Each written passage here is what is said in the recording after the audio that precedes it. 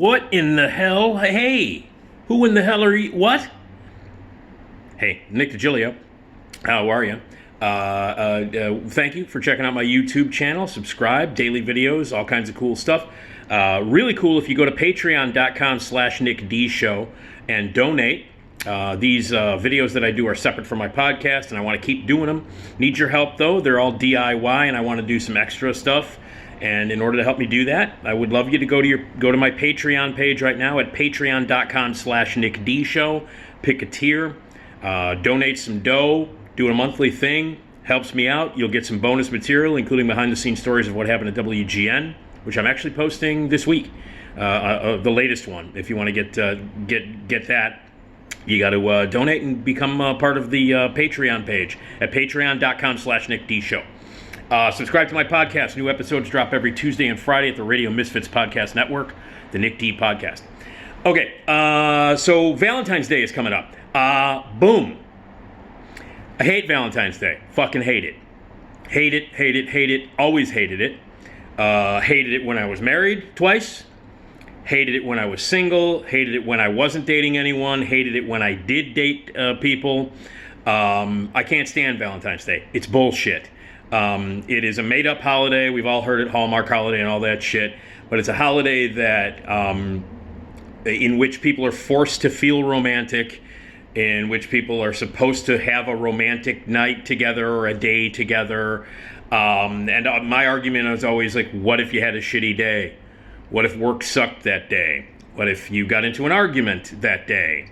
Why are we forced as a couple to suddenly feel incredibly romantic and do all these wonderful things for one another when why don't we just randomly do that during the course of the year instead of picking this one day?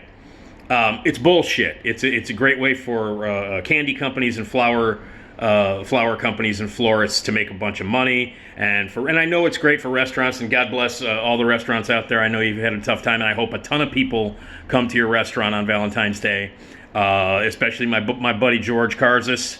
I know you do well on Valentine's Day. Gale Street Inn, check out the Gale Street Inn. It's the greatest restaurant on the planet. GaleStreet.com. GaleStreet.com. Best ribs you'll ever have. Anyway, but I'm glad that that people make money on it and all that stuff, and that's fantastic. Good. Especially now because businesses are so bad, and the economy is kind of fucked up right now, and it's good to have any sort of like stimulant in that regard. Okay, fine, but fuck Valentine's Day. I hate it. Oh, let's get all lovey-dovey. I've never been a lovey-dovey kind of guy. Never. I don't know. Maybe that explains why I've been divorced twice. I don't know. I don't care. I can be as romantic as the next person. I can be in love, and I have been in love, and I've had people who've been in love with me, and it's been fine, and it's been great, and it doesn't necessarily have to be that every goddamn February 14th. I hate Valentine's Day. It's bullshit. So, when I had my radio show on WGN, every year I would do an Anti-Valentine's Day show where we would play sad songs, where we would talk about breakups, where we would vent about how fucked up Valentine's Day is, and how really bad relationships can be. How you go through a lot of shit when you go through relationships. I've been in some really fucked up relationships. Like I said, I've been married twice. Obviously, those ended in divorce, so those relationships weren't great. And I've had, breakups in the past. Every single person has gone through a terrible breakup. Every single person has had their heart broken, and every single person knows what it's like to be stuck in a relationship that just sucks. And that's more realistic than celebrating and buying candy and sweets and oh, I love you. Fuck off. I hate Valentine's Day. Hate it with a passion. So, I will talk about Valentine's Day songs that you should listen to. Anti-Valentine's Day songs. But I figured I would start out with movies. So, I've got some titles here that you should rent if you're a smart person and you hate Valentine's Day. These are movies that you can watch, whether you're alone or with a loved one.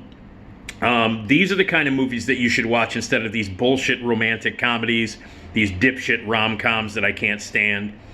But I like to recommend these movies to watch on Valentine's Day because it's a much more realistic look at how fucked up and stupid relationships can be, and how realistic it is to know that you're in a relationship, so you're going to fight, you're going to hate one another, and sometimes you'll break up. That's the reality of the situation. So fuck Valentine's Day, and here are some movies to watch in order to express your hatred for Valentine's Day, or in order to celebrate Anti-Valentine's Day, which I encourage you to do. So fuck it. Here are some of the movies that you should watch, either alone or with your partner, and if they're unwilling to watch it, perhaps you should break up with that dipshit. Just my opinion. So here are some anti-Valentine's Day movies. Watch these movies on Valentine's Day instead of shit like When Harry Met My Ass, you know, and all those other stupid rom-coms. By the way, this new J-Lo, first of all, fuck J-Lo, okay? Fuck her. She sucks. She's terrible. I hate her, okay? Can't say I liked her in that Hustlers movie, the movie where she played the stripper, and I thought that movie was surprisingly good, and I liked that movie. Can't stand her and everything else. I hate her music. I certainly hate like her image and her personality. Gee, excuse me. What the hell was that? Hair. Anyway, I can't stand J-Lo. Can't stand her. Her new movie is called Marry Me with her and Owen Wilson. Have you seen the trailer for this movie? I mean, seriously, please change the title to a more appropriate title. Instead of Marry Me, it should be called fucking Kill Me. Oh my God. So anyway, garbage like that is what I'm talking about. I'm talking about watching realistic anti-Valentine's Day movies. Here's what you should watch. Modern Romance. Albert Brooks' unbelievably brilliant movie about 80s romance. It is incredibly anti-romantic. It is very realistic. It's about insane jealousy that could end a relationship. Modern Romance, Albert Brooks. They break up 50 times within the first 20 minutes of the movie. Modern Romance, Albert Brooks. There you go. Who's Afraid of Virginia Woolf? Oh, George and Martha. What a lovely couple. What a lovely couple. I suggest if you're having some trouble with your relationship, grab a bunch of booze, get hammered, and watch this movie together. By the way, the Gene Siskel Center, the Film Center downtown, is showing Who's Afraid of Virginia Woolf in honor of Valentine's Day. You gotta love the Siskel Center. Gotta love them. Yeah, Who's Afraid of Virginia Woolf? Invite another couple over. That will make it even more cool. You guys, your relationship is fucked up, so invite another couple over, get hammered in front of that couple, argue, and then put on Who's Afraid of Virginia Woolf. Put it on your TV. I keep pointing to, it's my TV, in case you're wondering what I'm pointing to. This is my TV. How about Promising Young Woman? This is the most recent fantastic anti-Valentine's Day movie with Carey Mulligan. This is a great movie to watch, especially if it's like a first date. If you're a girl and you've invited a guy back to your house, like you know each other, you go out on a date, and you finally feel safe enough and comfortable enough to invite the guy back to your apartment or to your house, pop this movie in and see how long he stays. Put in Promising Young Woman. See if he can sit through the first 20 minutes without going, hey, I forgot a meeting in the morning. Really? Nice to see you. So, but if you don't like the guy and you want to end it pretty quickly, put that movie on. Promising Young Woman. I will say this though, and I'm going to be in all honesty, it doesn't hold up a second time. It's not. So I'm not going to watch it again because I watched it a second time. I didn't like it very much. So if you really love Promising Young Woman, my suggestion is don't watch it a second time. It does not hold up. Anyway, if you want to watch it the first time, there you go, Promising Young Woman. Fatal Attraction, how about that one? Little Michael Douglas starred in a lot of these anti-Valentine's Day movies. And unfortunately, you have to look at his flabby ass. He liked to show off his flabby naked ass a lot, like in this and Basic Instinct and a bunch of other movies. You get to see Michael Douglas's ass. That's part of that's your, that's what you have to put up with. That's your punishment for liking these movies, that you got to look at Michael Douglas's flabby ass. Anyway, Fatal Attraction, there's a good one, anti-Valentine's Day. How about Get Out? Especially if you're in an interracial couple. That's pretty cool. Watch that one. Yeah, Get Out. Romantic as hell. There you go.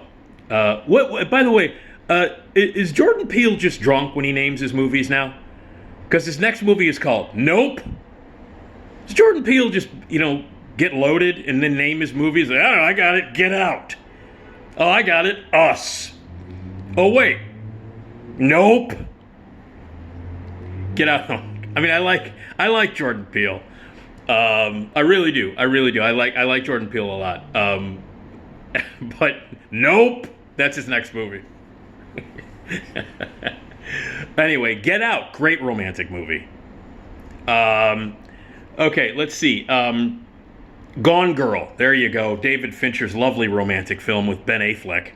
Gone Girl. I don't want to give it away if you haven't seen it, but it's a pretty fucked up movie. A girl has been missing, and the well-to-do husband, who is the number one, suspect, does a search for her and gets everybody involved and trying to find her, and other shit happens. Gone Girl.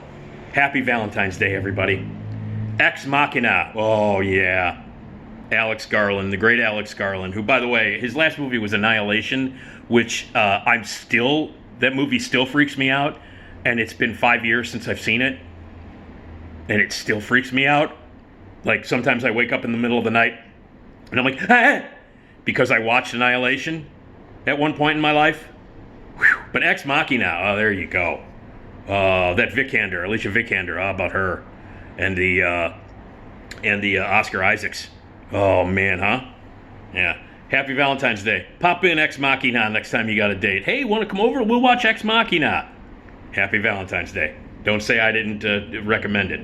Hey, It Follows, a horror movie about an STD come to life. Yeah, fantastic Valentine's Day movie. Yeah. Girl sleeps with a guy, wakes up tied to a chair. Hey, you are now cursed with this maniac this killer that's gonna follow you. And what, you know how you gotta fix that? Screw somebody else. STD come to life, baby. A horror movie about a living, breathing STD. It Follows. Happy Valentine's Day. Let's see. Eternal Sunshine of the Spotless Mind. Oh, wonderful Valentine's Day movie. Really terrific movie. Jim Carrey, Kate Winslet and her hair. Sad, really, actually, it's a really terribly sad and beautiful movie, but perfect for Valentine's Day, in my opinion. You've had a terrible relationship, you want to erase it. I've had relationships and heartbreak in my life that I wish I could erase. Seriously. Even after seeing that movie, I still wish I could erase. At least there are 2 relationships in my life, 2 horrible breakups that I've gone through that I would love to erase completely from my memory. But yeah, happy Valentine's Day. Eternal Sunshine. There you go. How about that one? Let's see. Oh, Revolutionary Road. Oh, remember how happy Kate and Leo were until she was a selfish bitch and would not let him on the door at the end of Titanic when there was plenty of room? Remember that? Remember when Kate Winslet and Leo they were all, oh, it's great, it's lovely for 3 hours. They're making out and they're steaming up car door windows and he's drawing her and Billy Zane's being an asshole. You remember all that great stuff until she killed him, basically, because she wouldn't let him up on the door. And he froze and drowned because she was selfish and wouldn't let him lay next to her on the door. Remember that? Jack and Rose? Yeah. Well, watch Revolutionary Road. Revolutionary Road. I personally think it's great. I think it's great. I also think it's great that Sam Mendes wrote it at the time he was married to Kate Winslet, if I'm not mistaken, I think. And then, he made the most romantic movie ever, Revolutionary Road, which is a really good film, really underrated movie. By the way, Michael Shannon, Chicago's own Michael Shannon, nominated for Academy Award for that movie. Fucking great in that movie. But then, he made a really wonderful romantic movie called Away We Go. But we're not talking about that. We're talking about Valentine's Day, Anti-Valentine Day movies, Revolutionary Road. How about Closer? Mike Nichols' fantastic adaptation of a really terrific play. Jude Law, Julia Roberts, Clive Owen, and Natalie Portman. There's a healthy movie. There's a healthy relationship movie for you right there, huh? How about that? Yeah. I love that movie. I really do, despite the fact that Julia Roberts is in it. I love it. And it's pretty fucked up and dark and twisted. Closer. Watch Closer. Happy Valentine's Day. What else do we got? We got this. We got... how about Marriage Story? How about that one? Marriage Story. There's a more recent one with Scarlett Johansson and Adam Driver. Noah Baumbach's fantastic movie. It does have some lovely moments in it about love and relationships and stuff. Marriage Story. Pop that one in on Valentine's Day. How about that? That's a painful one. I've been through 2 of those. That was like watching a fucking documentary, that movie. Yeah. So, Marriage Story. Scarlett Johansson, Adam Driver. Fantastic movie to watch on Valentine's Day. All right, here are my top 3. My top 3 Valentine's Day, anti-Valentine's Day movies. Blue Valentine. Oh my God. Ryan Gosling and Michelle Williams. The story of a marriage how they met, how they got together, how they divorced, what they went through, the nightmare that happened when they fucking started hating each other and when it all fell apart. Okay? Let me just give you the scenario on this one. Let me tell you how I watched this movie. I was still married at the time, and we were living together. My second ex-wife and I were living together, and I was sequestered to the second guest bedroom. I was sequestered to the guest bedroom of our condo. Not a big condo, but I was sequestered to that. We had decided, well, she had mostly decided that we were going to break up. And that we were eventually going to get a divorce. So while I was looking for a place to live, I lived in the bedroom of that condo. And we lived together in that way, with me in the bedroom. I would go out when she wasn't. I would go out to the kitchen and fix myself something to eat and go back to the bedroom. I would use the bathroom when she wasn't in the bathroom. And this went on for 5 months.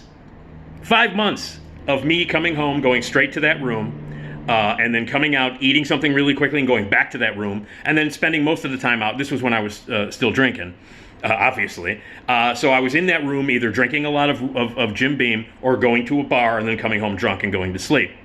That was essentially how I lived for 5 months with this person. She was, she had the rest of the condo and I had the bedroom. This is how I watched Blue Valentine. I got a screener of Blue Valentine. Critics at the end of the year, we get a bunch of For Your Consideration DVDs and screeners, and we can watch them at home. Even though some of them haven't come out yet in theaters and some of them are in theaters, we can watch them at home and review them. And I got a screener of Blue Valentine. I watched Blue Valentine. The first time I watched Blue Valentine was in that sequestered bedroom while drinking Jim Beam, while my ex-wife was talking to someone on the phone in the other room. While I watched Blue Valentine. And this was about 3.5 months into that living situation. So me in the sequestered bedroom, future ex-wife outside in the condo, me in the sequestered bedroom watching Blue Valentine. One of my favorite movies ever. So yeah, that's the conditions. Those are the conditions upon which I saw Blue Valentine the first time. Pleasant. Anyway, fantastic movie. One of the best movie of that year. But certainly the best thing that happened to me that year. Anyway, so Blue Valentine. Happy Valentine's Day. And I would go with Shoot the Moon, which is truly one of my favorite movies. I was obsessed with it when I was 17 years old, when it first came out.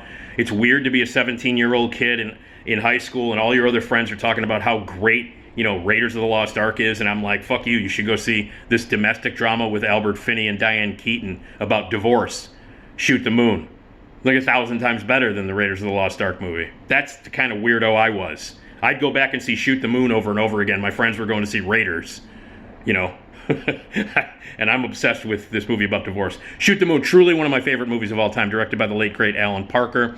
Diane Keaton, Albert Finney, Peter Weller, Karen Allen. Speaking of Raiders, Karen Allen, an extraordinary movie and the best movie ever made about divorce. Blue Valentine's another one, divorce movie. But yeah, Shoot the Moon, one of my favorite movies of all time, like truly one of my favorite movies of all time. It's a great film. All right, but number one for me, one of the best Valentine's Day movie ever made. I hosted a screening of it at the Movico Theater, which is now the AMC in Rosemont. It's one of my favorite movies ever.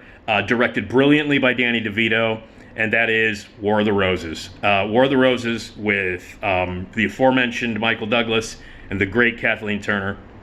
A remarkable movie, the most accurate movie ever made about relationships and marriage ever made. It's also fucking hilarious. It's brilliant. It's one of the best black comedies ever made. One of the best directing jobs that ever. And if I'm not mistaken, no, it was his second movie. His first movie was Throw Mama from the Train. Danny DeVito's first movie as a director was Throw Mama from the Train, which was great. But this was just like, this is a statement. This was like Danny DeVito, not only a really entertaining and terrific actor, not only a very funny guy, not only great on Taxi and great in movies and all that stuff, but a fucking great filmmaker, a truly great director. And I wish he made more movies. I know he's made a bunch, but none better than War of the Roses. So, for me, the epic anti-Valentine's Day movie of all time, The War of the Roses. The best movie to watch on Valentine's Day. The most accurate portrayal of marriage and Valentine's Day in the world. So there you go. So let me rip down these titles again, because Valentine's Day sucks ass. Here's what you watch: War of the Roses, Shoot the Moon, Blue Valentine, Closer, Revolutionary Road, It Follows, Gone Girl, Eternal Sunshine, Get Out, Ex Machina, Fatal Attraction, Marriage Story, The Promising Young Woman, although don't watch it twice because it's not very good. The second time you watch it, you realize it's really not that great a movie. Who's Afraid of Virginia Woolf, and Modern Romance. So there you go. Happy Valentine's Day, everybody. It sucks